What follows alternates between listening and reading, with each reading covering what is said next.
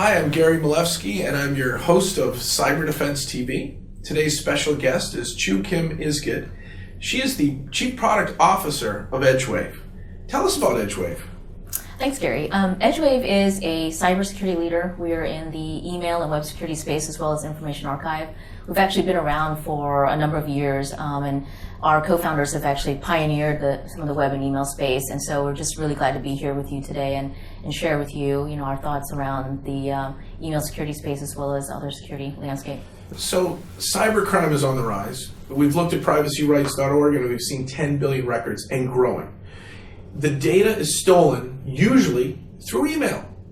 What's wrong? Why are these companies getting breached all the time through emails? Is there something that they're missing? Is there something that EdgeWave can do for them to solve this problem?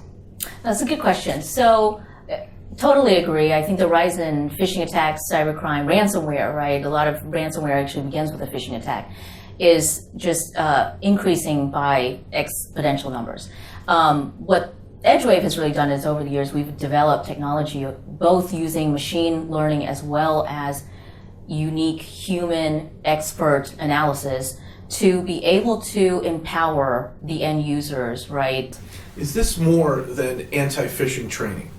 Oh, this is 10 times more, right? And you have to. I think security awareness has really paved the way for a lot of industries that are going down this path, because the awareness and the training needs to be there. The end users need to know that, hey, there's some simple things, simple rules and policies that you need to abide by, where don't open this looks fishy, it's suspicious, report this back to IT. But if you end it where it's reporting back to IT, now you've all of a sudden inundated your IT organization with the burden of having to investigate every single phishing email. And based on what you just even mentioned, that is a huge burden for any IT organization, whether you've got a full SOC or a one-man shop to be able to handle. So you've got to have a tool to be able to remediate that automatically in the inbox and not even rely on your end users to have to do that on their own, because they're not security experts. So is this like the anti-phishing firewall that gets built into my email client? Well, it is. So to some degree, right, you can maybe say it that way, but really it is a very simple Outlook plugin. And what it does is allow the end user just look at the suspicious email, not even really click on anything, report it, and then that's when the magic happens, right? If you're a client of EdgeWave, you would actually have that sent back to our lab, and that lab does all the real-time analysis and then provides a disposition back to the end user or automatically removes it from the actual inbox. So they don't even have to do anything with it. So I'm in Outlook, I've got your plugin, and I see what? And what do? I click on something that says, I think this is suspicious? Right, there's just a simple little button. The email's there, you submit it. That email is now quarantined. Your user has no opportunity to go and actually accidentally re-click on that email until our analysis comes back and allows him to you can safely open it, or you can go back and it's actually been removed for them on their behalf. And the last part I'm curious about is I hear a lot in the cybersecurity field all across the board, whether it's endpoint security or threat intel, everybody's talking about AI and machine learning and cloud.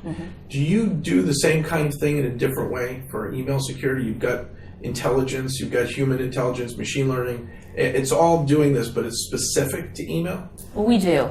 I mean, we do it specifically for email. We have machine learning that we use, and we've got layers of security that processes, learns upon itself as machine learning would. But then we also add this human analysis level that I think is very unique to us. I think, everyone has a lab, right? And you've got honeypots, and people are going out and looking at different campaigns and malware in the in the industry and down in the dark web. But what we do that's so unique is it's not just at that level. It's not just at the threat intel level, but it's at the analysis level right when the attack is happening, right when someone is being attacked. We look at it in real time and then make sure we're giving you the most accurate response back or remediating it as soon as it happens. So I just want to thank Chu for coming to the hot seat today. And stay tuned for another episode of Cyber Defense TV, where information security knowledge is power.